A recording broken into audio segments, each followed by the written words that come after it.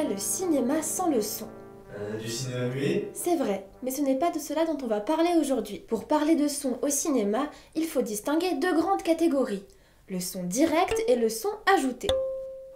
Comme son nom le laisse entendre, le son direct est enregistré directement au moment du tournage.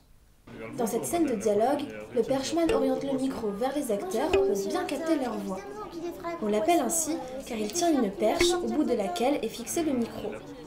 Au moment de la projection, on entend les voix des acteurs comme elles ont été enregistrées au moment du tournage.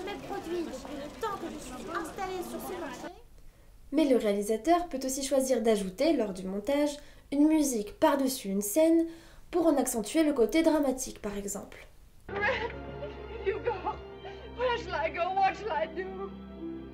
Frankly, my dear, I don't give a damn. Au moment du tournage, il n'y avait pas de musique. Il s'agit donc bel et bien de sons ajoutés. Mais la musique n'est pas la seule catégorie de sons que l'on peut ajouter en post-production. En fait, vous avez tous déjà vu un film dont tous les sons ont été ajoutés, puisque c'est le cas pour tous les cinémas d'animation. Dans le cas d'un dessin animé, par exemple, les dialogues sont enregistrés en studio par de vrais acteurs qui doublent les personnages animés. Monsieur Grou? Quoi, oui? Salut, agent Lucy Wilde de l'AVL. C'est également le cas pour tous les bruits qui sont eux aussi recréés en studio. On appelle cela le bruitage. Dans cet exemple, le bruit des pas dans la neige est obtenu en écrasant des grains de riz avec les doigts. Le bruit du vent en soufflant délicatement dans le micro. Et le bruit des battements d'ailes de l'oiseau en froissant un masque. Bien que tous ces sons aient été ajoutés en post-production, la source sonore qui les produit est visible à l'écran.